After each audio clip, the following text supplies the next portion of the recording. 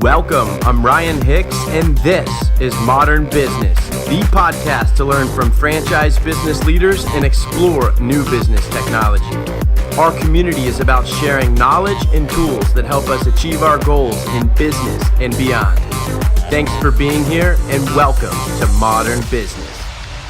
On Modern Business podcast number 4, our guest is Lonnie Helgerson. If you know someone who has served in the military and is interested in owning a franchise business or getting into entrepreneurship in general, share this episode with them and listen in to my call with Lonnie Helgerson, where we chat about his career and we learn about the amazing Vetfran program. Lonnie, how's it going, man? Going well, Ryan. Good to talk to you, man.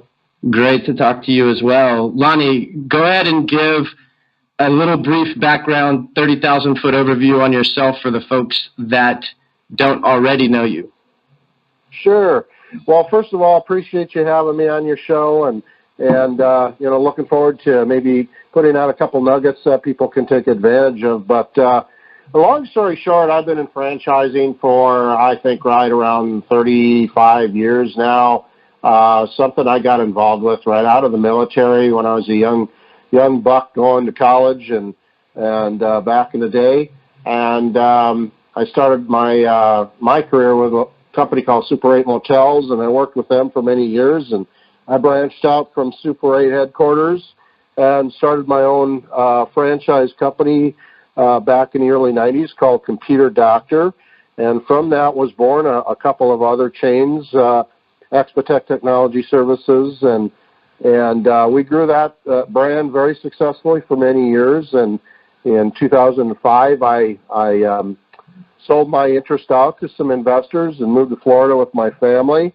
And at that point, I started working with a bunch of franchisors and golfing a lot and fishing and trying to retire a little bit. But the world of franchising dragged me back in, and I ended up running a company called IdentiKid for quite a few years. It was a child identification company and largest in the space, and did quite well with that. And through that, my connections, I've served on the International Franchise Association board. I was on the founding committee of Vetfran and was 2-time chairman of that program.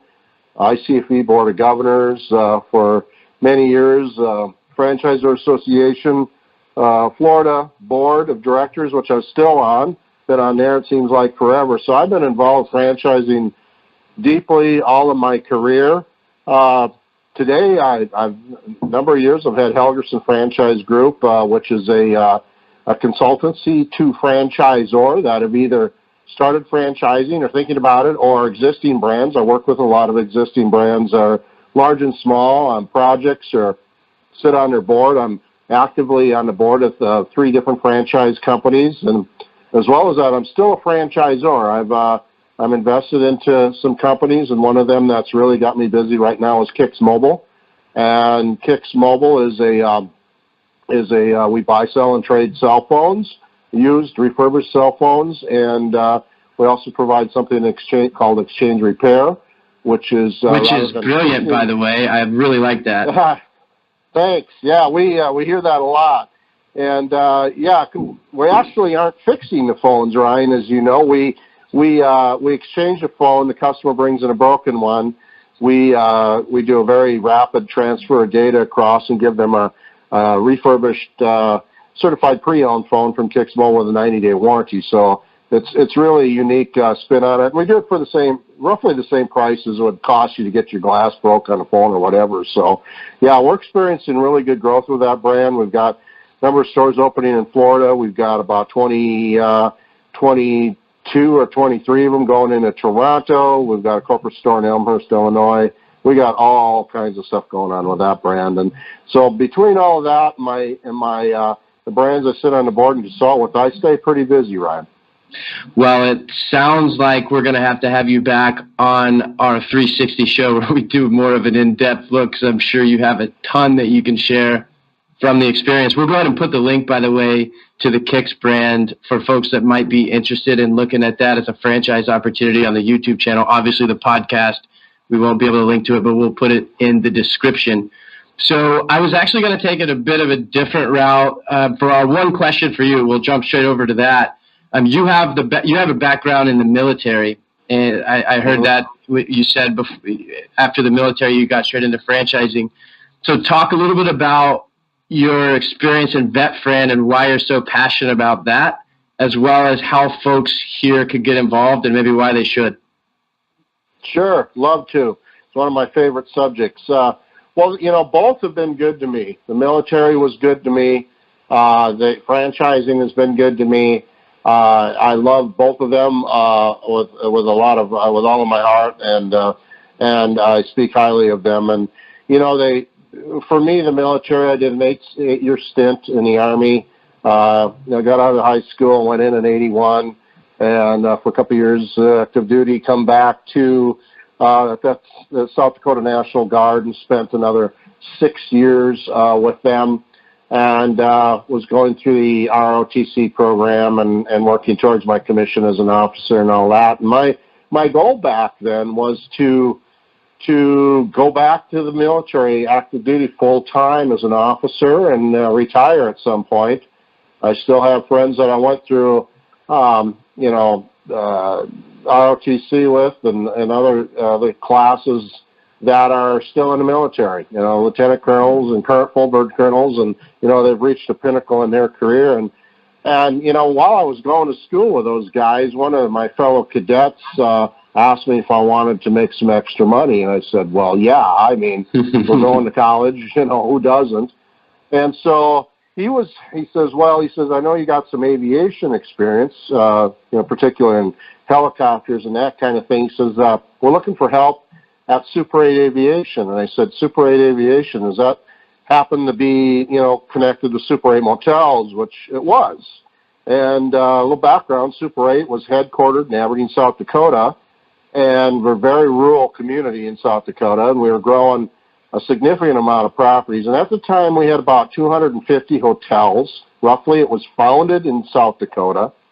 And so the aviation department, which was quite large, we had a lot of different planes and choppers and so forth. We literally had to have a private fleet of aircraft for growing that company, because flying out of there commercially was almost impossible to do. Yeah. So we ended up having, by default, you end up having this Air Force of aircraft. And so I jumped at chance, went to work for them, and loved it. I went to work on the line department, working out the hangar, aviation, something I love to this day. I still love aviation. My dad's in aviation, by the way. I come from that background as well. But this is fascinating. Yeah, I didn't know the connections here with what you're talking about. Go ahead. Yeah, fixed wing, rotary, you name it. I'll fly it. I love it.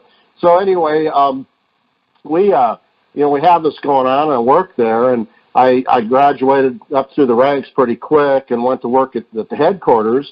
At the time, we had roughly, I think I said, a couple hundred properties, and we grew the company very fast. And one day I came back, and the founder, we had the Learjet. We had a number of aircraft, but back in the Lear was pushed back in hangar, and I was with the founder, and we're out doing real estate or something, and I had a camera in my hand, and name's Ron Rivet, one of the founders of the company. He's walking away from me and said, hey, Ronnie, and he turns around.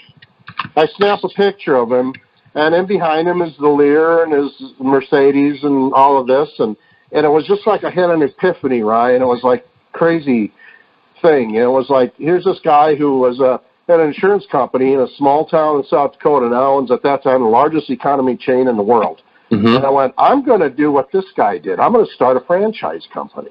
And it was that moment. I still, to this day, factually have that picture hanging in my office wall. I have carried that picture with me all these years, because ultimately that's where I wanted to be. And that was my entrepreneurial spasm, if you will, of when I literally decided to get out of the military. My goal of going back to the military and retiring were set aside. I pursued the franchising arena full throttle. A couple of years from there, I started Computer Doctor with some partners at Super 8.